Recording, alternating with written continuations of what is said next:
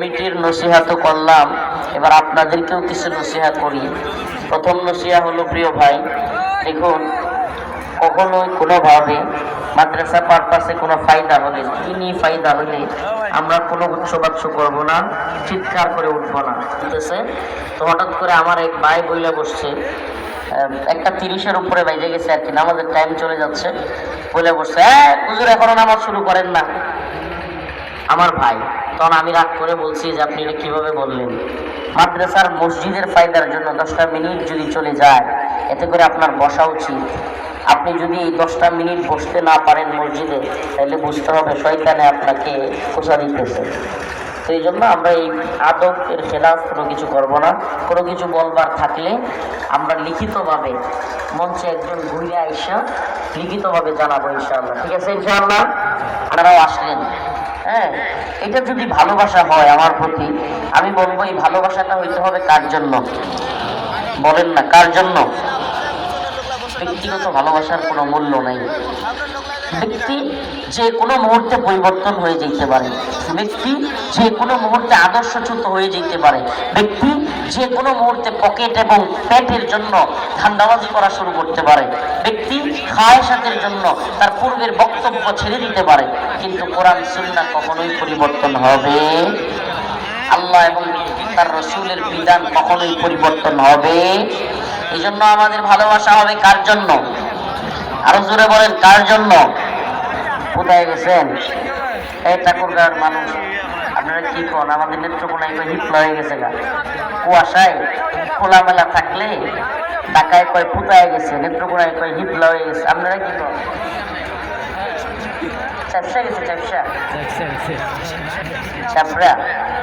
আচ্ছা, যেটা আপনারা কি চাপসা গেছেন নাকি আছে, হিট আছে? আজকের আলোচ্য বিষয় কেন নিচ্ছি আমি আপনাদেরকে বলি। আজকের আলোচ্য বিষয় নিছি আমাদের মুমিনদের, মুসলমানদের বন্ধু কারা, শত্রু কারা। কেন নিছি এটাও বলি। আপনারাও মনে হয় আমাদের মতো সীমান্ত অঞ্চলের জেলা, ভারতীয় সীমান্ত অঞ্চল। দেখেন না, যেই ভারত আমাদের একজন ক্রিকেটারকে সহ্য করতে পারে না মুসলমান বইলা, একজন ক্রিকেটারকে সহ্য করতে পারে না মুসলমান বইলা, তাইলে চিন্তা করেন এরা বাংলাদেশকে কিংবা মুসলমানদেরকে কি পরিমাণ ঘৃণা করে, কল্পনা করা যায়?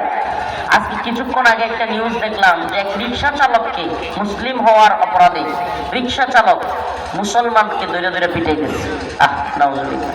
তো এই জন্য শত্রুকে বন্ধুকে এটা যে জাতি বুঝতে পারবে না, এরা বারবার ব্যর্থ হবে। যদি শত্রু চিনতে পারেন সফল হবেন।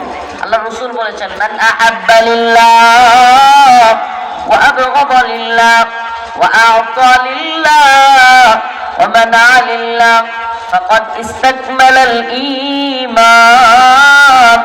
যে ব্যক্তি ভালোবাসবে কার জন্য, ঘৃণা করবে কার জন্য, দান করবে আল্লাহর জন্য, ভালোবাসবে আল্লাহর জন্য, ঘৃণা করবে আল্লাহর জন্য, কোন কাজ হতে মানুষকে বিরত থাকতে বলবে, নিষেধ করবে, সেটাও আল্লাহর জন্য। এখানে যে কয়েকটা কথা বললাম, কেউ কষ্ট পাইলেও আমাদের কিছু করার নাই।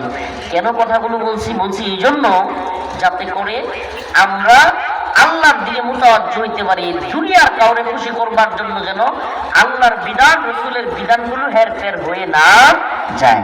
প্রিয় ভাইয়েরা আমার, আমাদের সব কিছু আল্লাহ পাক বলছেন, কুল ইন্না সালাতি ওয়া নুসুকি ওয়া মাহইয়ায়া ওয়া মামাতি লিল্লাহি রাব্বিল আলামিন। আমাদের সালাত, আমাদের নামাজ, আমাদের কুরবানি, আমাদের হায়াত, আমাদের মৃত্যু সবকিছু কার জন্য? এই জন্য মুমিন একমাত্র কাকে ভয় করে? শুকনো যত বাধা, যত ঝড় সাইক্লোন, রাসূলের পথে মোরা চলবই। এই জীবন বাজি রেখে দিনের নিশান মোরা বাংলার আকাশে উড়াবই। শুকনো যত বাধা, যত ঝড় সাইক্লোন, রাসূলের পথে মোরা চলবই। এ জীবন বাজি রেখে দিনের নিশান মোরা বাংলার আকাশে উড়াবই। রাজি আছেন তো ইনশাআল্লাহ? নাকি ভারতীয় হুমকির কাছে পরাজিত হয়ে যাবেন? নাকি ভারতীয় হুমকির কাছে মাথা নত করে ফেলবেন? আমেরিকা হুমকির কাছে মাথা নত করে ফেলবেন? আমেরিকা দেখেন সময় এরা বলতো মানবতার কথা, এরা মানবাধিকারের কথা বলে, ডেমোক্রেসির কথা বলে, গণতন্ত্রের কথা বলে, বিশ্ব মানবাধিকারের নাম নিয়ে এরা চিল্লায়। এই ভণ্ডরা ভেনেজুয়েলার প্রেসিডেন্টকে তাদের সেনাবাহিনী দিয়ে ধরে নিয়ে গেছে গা, এটা নাকি মানবাধিকার? তাদের গোলামি কেন করে না? তাদের কথা কেন শুনে না? তাদের কথা মতো এই জন্য ভেনেজুয়েলার প্রেসিডেন্টকে তার স্ত্রী সহ উঠে নিয়ে গেছে। এই এদের হলো মানবাধিকার, এই হলো এদের মানবাধিকার, ব্যক্তি স্বাধীনতা, এই হলো এদের তথাকথিত বাক স্বাধীনতা। প্রিয় হাজিরিন, আজকে আমার আলোচ্য বিষয় এটাই যে মুসলিম উম্মাহ বন্ধু চিনতে ভুল করছে। মুসলিম উম্মাহ এবং এই তথাকথিত মুসলিম দেশগুলোর সরকারেরা আজকে ভারত, আমেরিকা এই সমস্ত কাফের রাষ্ট্রগুলোকে বন্ধু মনে করতেছে। দিন শেষে এই সমস্ত কুফফার বিশ্ব মুসলমানদেরকে নির্যাতন করছে, নিপীড়ন করছে, ফিলিস্তিনে নির্যাতন করছে, কাশ্মীরে নির্যাতন করছে, আরাকানে নির্যাতন করছে। গোটা পৃথিবীতে মুসলিম উম্মার উপর এক নির্যাতনের স্টিম রোলার চালানো হচ্ছে, অথচ আমাদেরকে বলা হয় জঙ্গি, মৌলবাদী, সন্ত্রাসী।